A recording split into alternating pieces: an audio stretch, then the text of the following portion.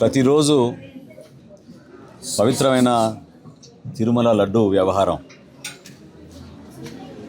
ప్రజల్లో ఒక ఆలోచన మళ్లించడానికి ఇదేదో రాజకీయ పార్టీలు కక్ష సాధింపుగా లేదంటే వ్యక్తిగతంగా గౌరవ ముఖ్యమంత్రి గారు చంద్రబాబు నాయుడు గారి పైన మా పార్టీ అధినేత రాష్ట్ర ఉప ముఖ్యమంత్రి పవన్ కళ్యాణ్ గారి పైన అనేక మాధ్యమాల్లో వైఎస్ఆర్సీపీ నాయకులు వీళ్ళు చేస్తున్న ప్రచారం చూస్తుంటే చాలా ఆందోళన కలిగిస్తుంది. అసలు నైతికంగా వీళ్ళకి మాట్లాడే కనీసం హక్కు కూడా లేదు. ఎందుకంటే ఒక చుక్క నెయ్యి కూడా ఈ 60 లక్షల లీటర్ల నెయ్యి అని వీళ్ళు చెప్పే నెయ్యిలో ఒక చుక్క నెయ్యి కూడా లేదని చాలా స్పష్టంగా నిర్ధారించిన తర్వాత కూడా వీళ్ళు కేవలం ఎదురుదాడి చేసి రాజకీయంగా దాన్ని వేరే యాంగిల్లో తీసుకెళ్తే వ్యక్తులపైన బురద జల్లడానికి చేస్తున్న ప్రయత్నం సమాజం అంతా కూడా ఆలోచించాలి, ఖండించాలి. ఇది ఏదో పార్టీల పరంగా లేకపోతే ప్రభుత్వంలో దీని కక్ష సాధింపు కోసం తీసుకున్న చర్య అనే భావన ప్రజల్లో కలిగించడానికి కోసం వీళ్ళు చేస్తున్న ప్రయత్నాన్ని కూడా మీరందరూ కూడా గమనించాలి. అనేక సమావేశాల్లో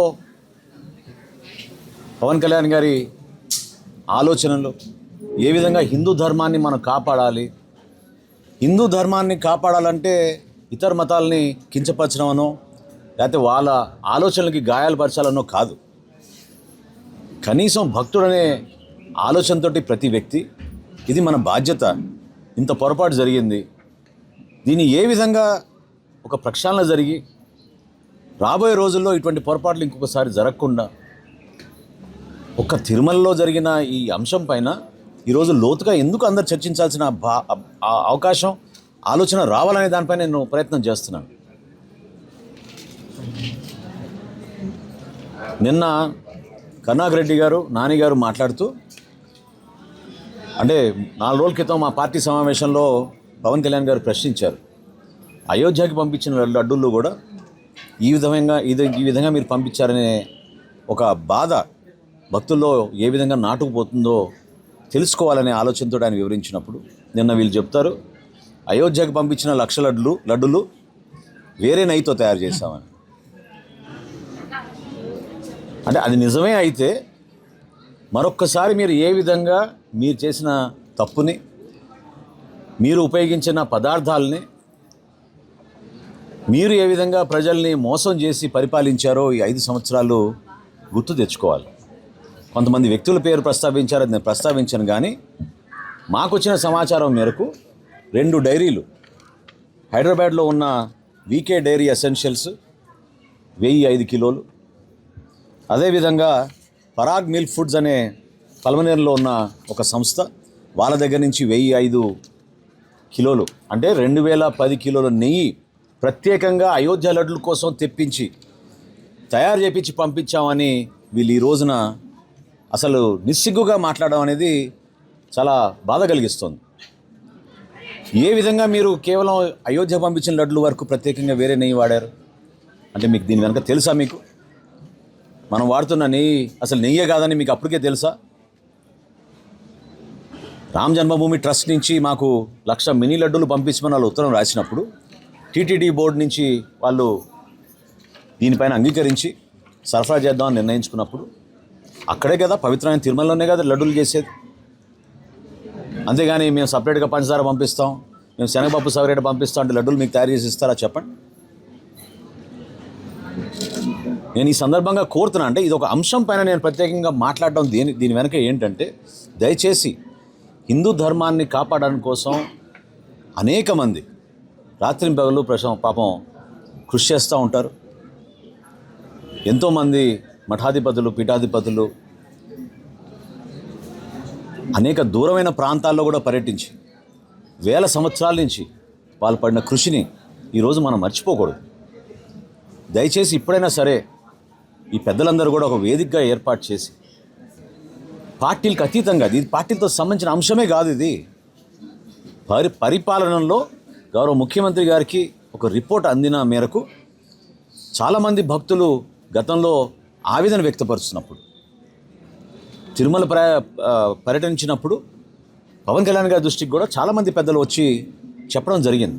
ఇక్కడ అనేక అపవిత్రత కార్యక్రమాలు జరుగుతున్నాయి, దయచేసి కాపాడండి అని మేము ప్రతిపక్షంలో ఉన్నప్పుడు ఆ అంశాలన్నీ కూడా గుర్తుకొచ్చి దీనిపైన సమగ్రమైన నివేదిక కోరినప్పుడు వచ్చిన వివరాలు చూసి మనందరం కూడా ఆశ్చర్యపోయి నిజంగా ఈ విధంగా చేయగలుగుతారా మీరు, ఎందుకు చేశారు అని దానిపైన మనం ప్రశ్నిస్తున్నప్పుడు ఈ రాజకీయ కోణం నుంచి చూడడం, పార్టీలకి అంటగట్టడం,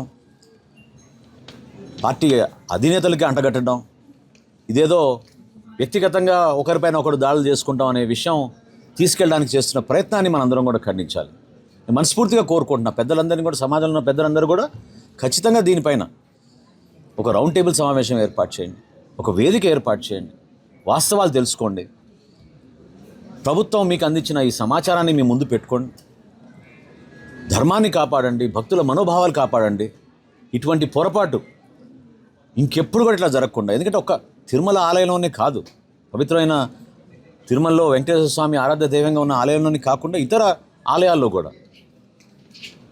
ఏ ఉత్సవాలు జరిగినా, ఏ పండుగ జరిగినా మనం కోరుకుంటాం తిరుమల నుంచి లడ్డు తెచ్చుకుందాం. ఆ ఆలయాల్లో కూడా జరిగిన ఈ సరఫరా ద్వారా ఎంతమంది భక్తులకి మనోభావాలకి దెబ్బతినిందో అర్థం చేసుకుని మనం తప్పు జరిగిన విషయం వీళ్ళు అంగీకరించి మనస్తాపం చెంది వీళ్ళు క్షమించమని కోరాలిగా తప్ప ఈ రోజు ప్రెస్ మీట్లు పెట్టి ఎదురుదాడి చేసి ఒక పైశాచిక ఆనందం,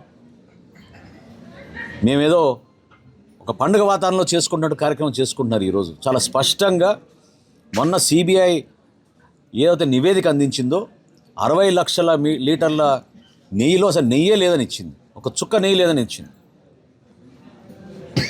ఆ విధంగా ఒక వ్యవస్థ సుప్రీంకోర్టు ఆధ్వర్యంలో చేసిన ఈ కార్యాచరణలో, ఈ ఎంక్వైరీలో వాళ్ళు ఇచ్చిన సమాచారం మేరకు అందరూ కూడా అప్రమత్తం అవ్వాలి, సమాజం కూడా తెలుసుకోవాలి. నేను ఏం కోరుతున్నాను అంటే, మొన్న పవన్ కళ్యాణ్ గారు కూడా ఇదే చెప్పారు, ధర్మాన్ని కాపాడమంటే మనం ఏదో ఇతరులపైన మన దాడి చేయమని కాదు, ఇతరుల మనోభావాలు గాయపరచడానికి కోసం కాదు, 100% గర్వంగా హిందూ మతాన్ని, హిందూ ధర్మాన్ని కాపాడే ప్రతి ఒక్క భక్తుడిని ఆ విధంగా ఈ సమస్య పైన అవగాహన తెచ్చుకుని ముందుకు వెళ్ళాలి, ధైర్యంగా మాట్లాడాలనే విషయం మరొకసారి ప్రజలందరూ కూడా నేను గుర్తు చేస్తున్నాను.